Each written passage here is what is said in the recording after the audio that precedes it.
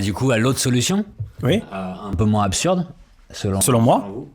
La croissance verte. Alors, ce qui est marrant, c'est que rien que le nom est considéré par beaucoup comme Une arnaque. comme une arnaque. Oui, bien sûr. Quelque chose de totalement absurde. Oui. Quoi. Alors, attendez, je vous l'ai dit, hein, ma première question, ça a été ça. Ouais. Est-ce que c'est une arnaque ? Ouais. De même que pour l'effondrement, quand j'ai vraiment commencé à travailler sur l'effondrement, j'avoue qu'au départ, comme je pense la plupart des gens en fait, qu'il y a eu des sondages qui montrent que majoritairement les Français, certains peuples sont vraiment convaincus que l'effondrement est imminent et que ça ne pourra pas durer comme ça, etc. Donc moi j'en faisais, je crois, un peu partie.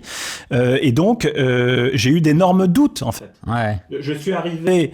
Je ne savais pas que j'arriverais à la conclusion inverse. D'ailleurs, j'en étais plutôt heureux d'arriver à la conclusion inverse. Mais j'ai eu vraiment des moments de doute. Et je pense que quand on fait un voyage en effondrisme, on n'en sort pas indemne. Enfin, je veux dire, si on le fait de manière... Ouais, j'ai connu. Bon, voilà. Et donc là, pour revenir à la question du durabilisme, j'ai commencé par me demander si c'était pas une vaste fumisterie, une arnaque totale. Je pense pas que ce soit une arnaque. Alors, le durabilisme, oui, peut-être, parce qu'une économie qui soit à la fois complexe, industrielle et vraiment durable, non, j'y crois pas des masses, mais compatible avec le maintien d'une géophysique planétaire et des besoins de l'humanité, oui, ça j'y crois. Et alors, du coup, il y a deux volets à cette transition. Il y a le volet technique, scientifique, c'est-à-dire comment techniquement... Quelles sont les techniques à mettre en place pour respecter les variables scientifiques, c'est-à-dire grosso modo les 2 degrés, quoi. Grosso modo, c'est l'objectif. Pas que les 2 degrés, mais réduire aussi l'effondrement de la biodiversité. Mais ça, oui. Désacidifier les océans. Et comme on est dans le cadre de... Ça, on l'a déjà fait, mais... Dans le cadre de l'effondrement, c'était le plus important, le plus urgent. Alors, si on reste dans le cadre de l'effondrement. Mais dans le cadre de la transition, j'ai une vision plus large. Ouais. Et du coup, on va commencer par ces questions vraiment techniques. Comment ça marche, quoi ? Comment est-ce que ça pourrait fonctionner ? Et ensuite, sa faisabilité économique et politique. D'accord. De la transition. Il est assez évident que l'enjeu, c'est de sortir des énergies carbone. Oui. Pour les remplacer par des énergies renouvelables, nucléaires. Est-ce que ça, c'est faisable ? Oui, ça c'est la question clé. Alors, il faut être quand même assez, disons, clair sur ce qu'est la transition, parce qu'on invoque la transition. C'est quoi la transition ? Alors moi, je propose un schéma de transition qui est fait de plusieurs composantes. Ouais. Je dirais 3 silos, c'est-à-dire 3 transitions à distinguer les unes des autres, et 2 mouvements transversaux. Je mettrai le schéma. Comment ? Je mettrai le schéma. Voilà. Au moins, ça permet de visualiser pour avoir une vision globale du truc. La transition dont vous me parliez, c'est l'une des 3 transitions, c'est la transition énergétique. Parlons de l'ensemble. Ouais. Voilà. Donc la transition énergétique, ça consiste, comme vous l'avez dit, à remplacer les énergies fossiles par des énergies décarbonées. Ces énergies décarbonées, il n'y a pas 45. Il y a principalement, très essentiellement, de l'électricité et de la biomasse, dans une moindre mesure, et peut-être même, parce que moi c'est un peu l'une de mes marottes, mais il semblerait qu'il y ait un flottement là-dessus, une forme d'hydrogène qui est un hydrogène naturel, qui est présent dans le sol, qu'on appelle l'hydrogène blanc, ou natif. Voilà, schématiquement. On a trouvé en France un grand gisement. On a des gisements importants, ce qui est plutôt une bonne nouvelle pour la France. Si tant est que ce soit exploitable dans des conditions économiquement viables, etc. Et pour l'instant, il y a un doute parce que les grands énergéticiens semblent s'y être désintéressés, alors que ça me semble être une piste pourtant extrêmement prometteuse. Mais bon. Deuxième transition, c'est la transition agricole. Il ne faut surtout pas l'oublier parce que le système agroalimentaire, c'est l'un des plus gros marteaux avec lesquels on tabasse la planète aujourd'hui, à la fois du point de vue des gaz à effet de serre, mais pas uniquement, à tout point de vue. Consommation d'eau, phosphore, etc., etc. Azote. Bon. Donc là, cette transition-là consiste principalement à produire autant, si ce n'est davantage, de calories, à la fois végétales et animales, en utilisant beaucoup moins d'intrants et d'eau. À surface constante, à surface agricole constante, pour arrêter la déforestation. Et limiter aussi les... Et troisième volet, limiter l'impact, notamment de gaz à effet de serre, de l'élevage. Voilà. Bon. Voilà les 3 volets de ce deuxième silo qui est la transition agricole.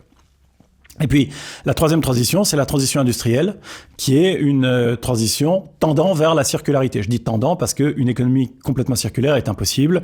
Il y a une partie des usages de l'humanité et de la matière qui sont dispersifs, donc là, on ne peut pas récupérer, on ne peut pas recycler, etc., et destructifs. C'est-à-dire qu'il y a un certain nombre de choses que nous consommons qui sont détruites. Le pétrole, quand il est consommé, il est détruit. Bon, ça, c'est les 3 silos. Et ces 3 silos sont traversés par 2 mouvements généraux qui sont l'efficacité et la sobriété. Alors, en général, ils sont opposés, alors qu'en réalité, ils sont complémentaires. L'efficacité, c'est faire autant avec moins de matière et moins d'énergie. Et la sobriété, c'est faire moins. Voilà. Alors, la sobriété, je pourrais faire une conférence entière sur la sobriété parce que la sobriété, c'est un univers en soi. Souvent, on en parle à l'emporte-pièce, en ayant en tête, par exemple, une limitation de sa consommation, etc. La sobriété, c'est immense, c'est bien plus large que ça. Il y a des formes de sobriété choisies et il y a des formes de sobriété subies. Quand, d'un point de vue réglementaire ou légal, on interdit certaines choses, c'est une sobriété collective subie. Quand vous faites une taxe carbone et que du coup, parce qu'il y a une taxe carbone, il devient trop cher de prendre l'avion, c'est une sobriété subie, individuelle. Voilà. Donc, il y a plein de catégorisations. La question démographique, quand vous essayez de faire chuter le taux de fécondité dans les pays où il est le plus fort, les pays en développement où il est le plus fort, vous faites une forme de sobriété qui est une sobriété démographique. Quand vous faites de la non-artificialisation des sols, c'est une sobriété territoriale. Pareil pour vous stoppez la déforestation, c'est une forme de sobriété territoriale aussi, etc., etc. Donc c'est un univers entier, on parle de la sobriété comme ça, sans trop savoir ce qu'il y a dedans, il y a plein de choses dedans, et c'est parfaitement complémentaire de l'efficacité, tout simplement parce que l'efficacité, c'est-à-dire quand on arrive à améliorer nos systèmes pour faire autant avec moins, il y a derrière ce qu'on appelle des effets rebonds, c'est-à-dire que comme on a gagné de l'argent, on a gagné de l'énergie, on a gagné des matériaux, etc., on va les dépenser autrement, et il faut pour ça mettre en place des mécanismes de sobriété pour ne pas que cet effet rebond vienne contrecarrer les gains de l'efficacité. Donc c'est opposé en général, mais ça devrait être plutôt vu comme des mouvements complémentaires à condition d'utiliser les bons outils. Donc ça, c'est le schéma global de la transition, mais je dirais que ce sont les buts de la transition. Maintenant, quels sont les moyens de la transition ? Alors, moi, je ne suis pas véritablement un libéral, c'est-à-dire que je ne crois pas que le marché soit un transitionneur par nature. Spontané. Je vous vois rire, donc vous devez penser comme moi. Si c'était spontanément, si on pouvait attendre du marché spontanément une transition environnementale, ça se saurait. Donc ça marche pas comme ça, il faut des politiques publiques. Voilà. En revanche, et c'est ce que j'appelle de mes voeux, vous pouvez avoir des politiques publiques qui utilisent les mécanismes du marché, ou plutôt qui finalement retournent les mécanismes du marché dans un sens désirable, c'est-à-dire dans le sens de la transition environnementale, et non comme aujourd'hui, dans un sens écocidaire. Aujourd'hui, le marché est très majoritairement écocidaire, puisqu'il ne se soucie pas du tout de l'impact environnemental de ses activités. Là, pour le coup, il y a un découplage entre l'impact environnemental et les profits qui sont réalisés. Tout l'enjeu de la transition durable, c'est d'internaliser justement les impacts environnementaux dans les fonctions de production. Voilà, c'est ça que fait la transition environnementale. Pour ça, vous avez plusieurs outils, mais il n'y en a pas des masses. Vous avez l'outil légal et réglementaire, c'est-à-dire l'obligation et l'interdiction. C'est très simple. Et puis, vous avez les outils de marché. C'est-à-dire des outils qui vont se servir des mécanismes de marché, soit pour renchérir certaines choses non désirables, ce qui pollue, je l'ai dit, je me répète, soit pour subventionner les comportements les plus vertueux. Et dans ce mécanisme de subvention, vous avez un nécessaire besoin de redistribution, parce que les mesures que vous allez prendre vont impacter plus durement, toujours les mêmes, c'est-à-dire les plus modestes, les plus fragiles, ceux qui vont être les plus perdants dans la transition et qui vont avoir besoin de soutien, d'aide, de redistribution, sans quoi c'est les gilets jaunes, c'est-à-dire c'est l'implosion sociale. Et comme on a fait un petit film rapide de ce que serait une décroissance et qu'est-ce qui se passerait, un petit film rapide de cette transition, mais au niveau technique, par exemple, énergétiquement, pour vous, on met en place ces systèmes prix, on met en place ces incitations, ces taxes. Alors, il y a quelque chose. Alors, j'ai parlé des instruments, mais j'ai pas parlé de quelque chose dont on ne parle jamais malheureusement, qui est de la manière de les combiner, de la manière de les mettre en place, et particulièrement de leur ordre séquentiel. Dans toutes les transitions qui sont en place aujourd'hui, il y a une faiblesse, particulièrement en Europe. C'est que pour taxer ce qui pollue, préalablement, il faut avoir suffisamment et donc massivement soutenu ce qui dépollue. C'est-à-dire que il faut donner vraiment les moyens aux acteurs, que ce soit des gens ou des entreprises, de changer à la fois leurs équipements et leurs comportements pour ne pas, au moment où intervient la taxation et donc la matraque, que ce soit la catastrophe. Ouais. Et ça, on le fait pas ou très mal en France et en Europe. Un exemple typique, c'est ce qui s'est passé en France avec les zones à faible émission mobilité. Où là, dans le même temps, je dirais, on a prévu une très petite enveloppe d'aide à l'acquisition des véhicules propres, des véhicules électriques, par leasing social, c'est-à-dire en gros des véhicules électriques qui soient très peu chers pour les gens qui en ont vraiment besoin et qui n'ont pas les moyens. Mais là, l'enveloppe, elle était consommée l'année dernière. Cette enveloppe-là, budgétaire, a été consommée en 1 mois, 2 mois. Enfin, voilà. Donc d'un côté, il y avait ça. Puis de l'autre côté, on mettait en place des zones à faible émission mobilité où persona non grata, ou véhicula non grata, où on n'autorisait plus ces véhicules-là. Donc là, il y a un vrai problème d'ordre séquentiel des outils qu'on met en place. Les grandes puissances qui nous entourent, nous, il y a des choses qu'on fait qui sont bien, mais par ailleurs, les grandes puissances qui nous entourent nous donnent d'une certaine manière des leçons de transition. Il y a 2 leçons qui sont assez incroyables. C'est celle de la Chine et celle des États-Unis. Alors, celle des États-Unis, j'en parle maintenant. Alors, le problème, c'est qu'elle est interrompue par Trump. Mais ce qui commençait à se dessiner avec Joe Biden est vraiment intéressant parce que les États-Unis ont vraiment mis en place le paquet, au sens comme ils savent le faire, au sens monétaire, au sens financier, économique. Et ça, c'était vraiment intéressant parce que ça commençait à porter vrai. Et je parle au passé, mais il ne faut pas parler au passé parce que Trump ne peut pas tout détricoter. Donc ça, c'est un modèle qui est vraiment intéressant pour, après, éventuellement, arriver avec de la réglementation. Et je ne sais pas si ça interviendra, mais pour l'instant, c'est ça le modèle.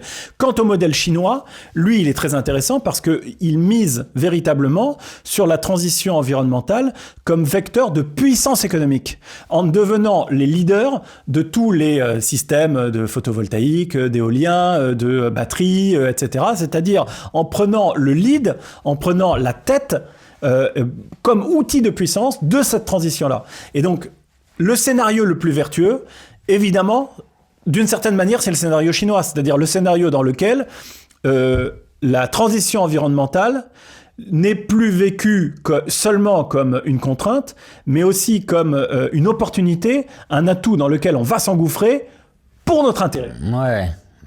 C'est toujours l'intérêt bien compris. Voilà. Le marché est clé pour entraîner le monde entier avec le libre-échange. Aujourd'hui, vous avez un libre-échange qui est écocidaire, c'est-à-dire qui ne prend pas en compte la manière écologique dont les biens et les services sont produits. Mais vous pouvez imposer ça.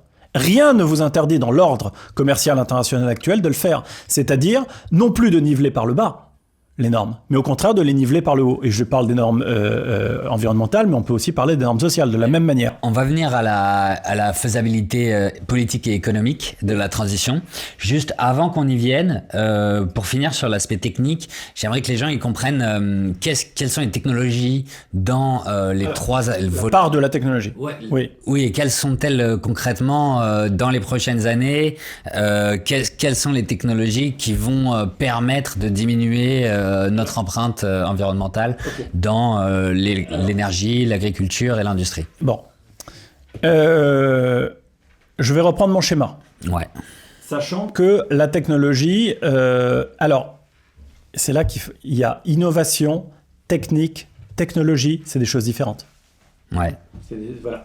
Donc, malheureusement, on ne va pas pouvoir entrer dans les détails. Sans rentrer dans les détails, la technologie, on ne peut pas tout faire reposer dessus. Par exemple, on ne peut pas faire reposer seulement la décarbonation sur des systèmes de capture du carbone.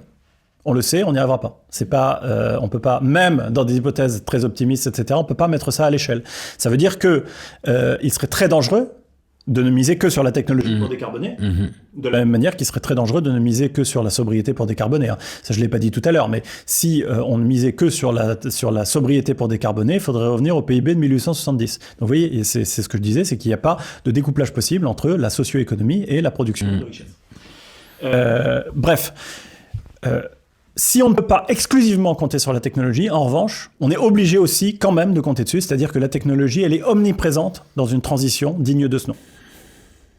On ne peut pas compter que sur elle, mais elle est omniprésente. Je vous parlais de l'efficacité. L'efficacité, c'est de la technique et de la technologie, par définition. Il faut changer la manière de faire pour faire autant avec moins d'énergie et moins... Typiquement, l'isolation des bâtiments, c'est de l'efficacité. Alors, c'est pas de la technologie, mais c'est de la technique. C'est quand même des changements matériels, c'est pas des changements de comportement, c'est des changements matériels qui font que un bâtiment, il est plus efficace, quoi. Voilà, d'un point de vue thermique. Bon. Mais pour faire de l'efficacité, il faut aussi de la technologie. Il faut, par exemple, quand on a cherché à réduire la consommation d'essence des voitures, il a fallu faire de l'innovation, des recherches et donc des nouvelles technologies qui ont permis de le faire. La technologie, pour l'efficacité, c'est central. Pas pour la sobriété. Pour la sobriété, il ne faut pas de la technologie. Donc là, j'ai parlé des deux grands mouvements transversaux. Maintenant, je vais prendre chacune des transitions les unes après les autres, en le faisant à rebours. La transition industrielle, c'est-à-dire tendre vers la circularité. Là, il faut des innovations technologiques un peu à tous les étages, ne serait-ce que pour apprendre à recycler plein de choses. Il y a des choses qu'on sait recycler déjà, mais il y a des tas de choses qu'on ne sait pas apprendre à recycler. Il faut de la technologie et de l'innovation et de la réflexion pour rendre les produits éco-responsables, pour faire de l'éco-conception, pour qu'ils puissent être réduits à des pièces détachées, ils puissent être réparés, etc., etc. Là, il y en a partout de la techno. En ce qui concerne l'agriculture, ça c'est l'exemple le plus intéressant pour moi. Parce que la transition environnementale, ça va être une sorte de syncrétisme, de rencontre entre de l'agroécologie, qui sont des techniques de production connues depuis des millénaires, des siècles au moins, qui sont des techniques ancestrales, qui peuvent être remises au goût du jour, et des technologies pour répondre aux besoins du monde moderne. Parce que le problème de l'agroécologie, il est double, c'est qu'elle est très consommatrice de main-d'œuvre, et cette main-d'œuvre, on va pas faire comme Pol Pot, on va pas renvoyer tout le monde de force à la campagne, c'est pas comme ça que ça marche, donc il va falloir suppléer à ce besoin, ou plutôt répondre à ce besoin de main-d'œuvre. On retrouve nos amis les robots. Alors, je vais y arriver. Exactement. Et par ailleurs, cette agroécologie, elle va avoir un problème de productivité et donc il va falloir aussi remédier à sa relative improductivité. Et pour ça, il va falloir donc compléter ces techniques-là qu'on va remettre au goût du jour et qui sont ancestrales avec des nouvelles technologies. Vous l'avez dit, les robots, j'ai encore lu un article avant-hier là-dessus, sur le fait que, faute de main-d'œuvre, les maraîchers se robotisent de plus en plus. Et ça pose des problèmes de conception technique. Est-ce qu'un robot est capable de gérer l'imprévisibilité du vivant, etc. Mais oui, on va être obligé. Donc la robotique, la question des OGM ou des organismes génétiquement modifiés, puisqu'il y a plusieurs techniques de modification des semences, etc.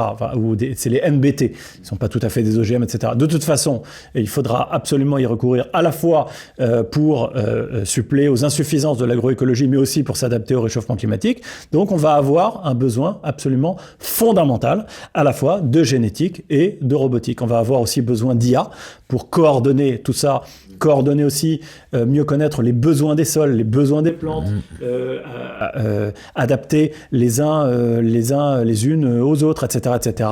Reconnaître... Exactement, des drones avec de l'IA pour bien surveiller les cultures, etc. Donc on va avoir besoin de toute cette technologie-là aussi.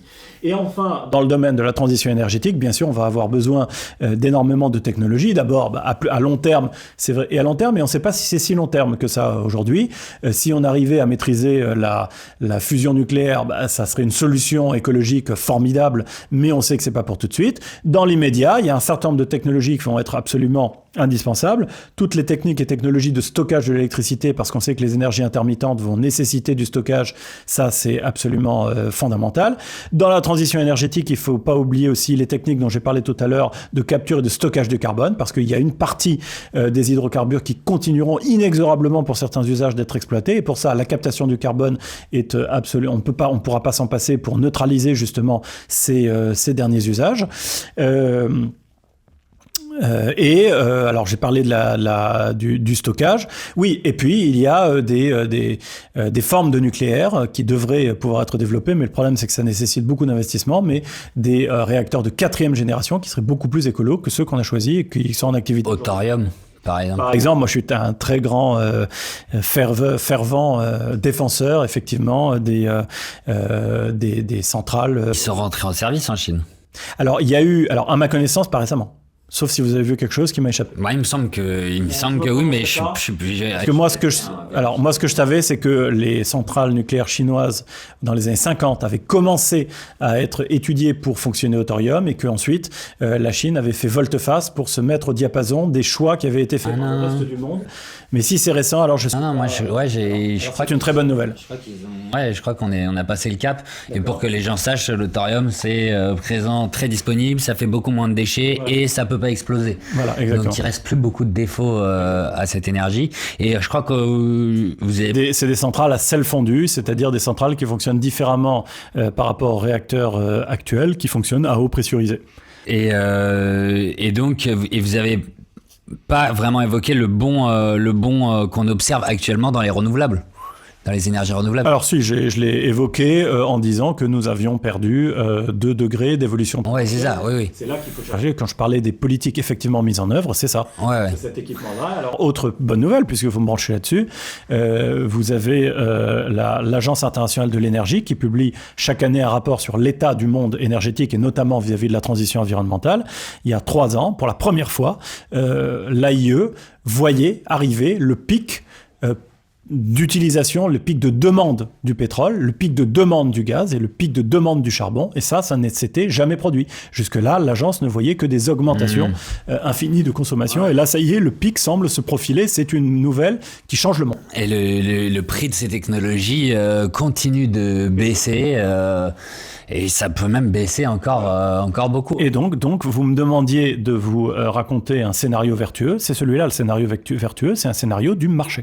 Et là, mes amis, les décroissants rationnels et modérés, pondérés, viennent avec leurs arguments que vous avez déjà évoqués, auxquels vous avez déjà répondu, mais je trouve que ça vaut le coup d'en mettre une dernière toute petite couche maintenant. C'est l'effet rebond. L'effet rebond, j'en ai parlé. Ouais, voilà, absolument. C'est la sobriété pour répondre à l'effet rebond. Alors, l'effet rebond, il faut bien expliquer ce que c'est. L'effet rebond, c'est le fait que quand on obtient des gains par efficacité, ils vont être gâchés, dilapidés, parce que, youpi, on n'est plus riche. Oui. Donc, voilà. Là, vous devez avoir derrière des politiques qui recanalisent toute cette richesse et qui recanalisent les comportements. Mais il n'est pas du tout incompatible d'avoir, par exemple, un compte carbone individuel. Moi, je suis un fervent défenseur du compte carbone, ou même de la taxe carbone. Je suis aussi un grand défenseur de la taxe carbone, ou même des taxes sur l'usage de l'eau, etc., qui viennent compenser les effets rebonds de politiques d'efficacité sur l'usage, sur la décarbonation de manière générale. Donc, en fait, limiter d'une certaine façon les consommations polluantes. Limiter et orienter. C'est ça le truc, c'est qu'en fait, souvent, les mesures qui sont prises ont des effets mixtes. C'est-à-dire que les mesures ont des effets qui sont à la fois des effets de sobriété et des effets de durabilité. Je vais vous donner un exemple. Quand vous interdisez les vols courts en avion, qu'est-ce qui se passe ? Et bien là, vous allez avoir 2 types de comportements. Vous allez avoir un certain nombre de gens, je ne sais pas dans quelle proportion d'ailleurs, qui vont renoncer à des déplacements. Ça, c'est l'effet sobriété. Et puis, vous allez avoir des gens qui ne vont pas renoncer à leurs déplacements, mais qui, du coup, vont se déplacer autrement, par exemple en train, avec un véhicule décarbonés et qui, là, vont donc faire vivre un effet durabilité, un effet croissance durable. Oui, mais leur déplacement en train aura quand même un effet polluant, même si léger. Bon, le train, c'est vraiment infime. Mais admettons qu'ils prennent le bus. Oui, on va effectivement. Et du coup, c'est là où les décroissants arrivent avec leur découplage qui n'est jamais absolu. En tout cas, pour l'instant, il me semble. Faux. Alors justement, voilà. Alors là, vous posez la bonne question, qu'on aurait dû le traiter avant, mais c'est vrai que pour parler de durabilisme, il faut d'abord parler du découplage. Le découplage, non seulement il est parfaitement prévisible, mais il est avéré. Le découplage absolu. Alors, il faut expliquer. Ouais. La différence entre un découplage, ce que c'est qu'un découplage, et plus précisément, un découplage relatif et un découplage absolu. Alors, le découplage, c'est quand vous avez des variables qui évoluent pas de la même manière. Voilà. Par exemple, je vais vous donner un exemple de découplage, et comme ça permettra d'illustrer la différence entre relatif et absolu. Depuis 30 ans, le PIB mondial augmente, et d'un autre côté, la consommation d'énergie augmente. Mais il n'augmente pas exactement de la même manière. La consommation d'énergie augmente plus faiblement que le PIB. Ça veut dire qu'on est capable de faire plus de richesses aujourd'hui avec un peu moins d'énergie qu'avant. Et donc ça, c'est un découplage relatif. Parce que les deux augmentent, mais pas dans les mêmes proportions. Le durabilisme, pardon, c'est vrai que j'aime pas trop ce mot et je l'utilise, disons le verdissement de la croissance, c'est d'arriver à faire des découplages absolus. Ça veut dire que, dans l'exemple que je prends, on aurait un PIB qui augmente, mais une consommation d'énergie qui diminue. Bon. Des découplages absolus de cette nature, ils sont avérés depuis des décennies, si ce n'est des siècles, au point qu'ils sont même modélisés par une courbe qu'on appelle la courbe environnementale de Kuznets, qui d'ailleurs n'est pas du tout due à Kuznets, mais à deux autres économistes qui ont rendu hommage à Kuznets, en établissant le fait que l'accès au développement fait exploser les atteintes à l'environnement. Et à partir d'un certain niveau de développement, et c'est parfaitement avéré, c'est l'inverse, parce que les populations, à partir d'un certain niveau de richesse, commencent à se préoccuper de l'environnement, et surtout d'un point de vue sanitaire, et réclament des mesures visant à protéger l'environnement. C'est la raison pour laquelle l'eau, l'air, les sols sont bien plus pollués dans les pays en développement que dans les pays développés. J'ai fait un voyage récemment au Vietnam. Au Vietnam, malheureusement, c'est un pays en développement, vous voyez des détritus partout. Ouais, il y a cette statistique affreuse de 98% du plastique dans les Exactement. océans vient de quelques pays. Voilà. Pourquoi il y a du plastique partout ? Parce que c'est pas rentré dans l'habitus des Vietnamiens encore, ça viendra, je pense, plus tard. Je suis passé après une semaine en Touraine, dans la nature, il n'y a rien. Je veux dire, il y a rien. Et ça, c'est un exemple parmi tant. Donc, ce découplage absolu qui est lié au développement, il est pour toutes les données sanitaires. Sanitaire. Oui, le sanitaire est une variable de la pollution. Oui. On peut distinguer la pollution sanitaire, c'est-à-dire une pollution qui va être locale et à porter atteinte à la santé des populations, et les grandes atteintes écosystémiques à la planète, qui sont les limites planétaires. Tout l'enjeu actuel, et l'enjeu du débat avec les décroissancistes que j'ai, c'est de savoir si ces découplages sanitaires vont être applicables aux grandes variables qui causent les atteintes aux limites planétaires. Et la réponse est oui, évidemment. Et déjà, on en a des prémices, et multiples. Depuis 20 ans, la production alimentaire, là je vous renvoie, je crois que j'en ai parlé tout à l'heure, à Anna Ricci, justement, qui faisait la liste de ces bonnes nouvelles. La production alimentaire n'a cessé d'augmenter depuis 20 ans. Pas l'utilisation des terres. C'est-à-dire qu'elle a même diminué. C'est-à-dire que, alors qu'on augmente la production alimentaire, l'usage de terres arables diminue. Ça, c'est un découplage absolu. C'est la même chose pour les engrais. C'est la même chose pour les émissions de gaz à effet de serre par individu. Et la baisse, ce découplage absolu à l'échelle mondiale, des émissions de gaz à effet de serre par individu annonce la baisse absolue des émissions de gaz à effet de serre par rapport à la croissance économique. Dans les pays développés, même en prenant en compte l'effet de nos importations, Ouais. c'est-à-dire en prenant en compte ce qu'on appelle l'empreinte carbone, il y a une baisse absolue. Un découplage absolu. Découplage absolu. Oui, c'est Il y a même un découplage absolu dans notre consommation énergétique. Le PIB allemand monte, bon, je pourrais dire français, mais il monte pas beaucoup. Ils ne pas beaucoup, Allemands. Il monte plus beaucoup, mais... Mais Français, oui, ils continuent d'augmenter. Nous, ça baisse. Et les émissions baissent. Notre empreinte carbone, c'est-à-dire même en prenant Ouais. en compte l'effet de nos importations. Donc là, on est sur un découplage absolu. Oui. On est sur un découplage absolu. On est sur un découplage absolu. C'est évidemment, je le répète, je suis pas le ravi de la crèche. C'est pas assez. Ouais. Mais dire c'est pas possible, c'est invalidé par les faits.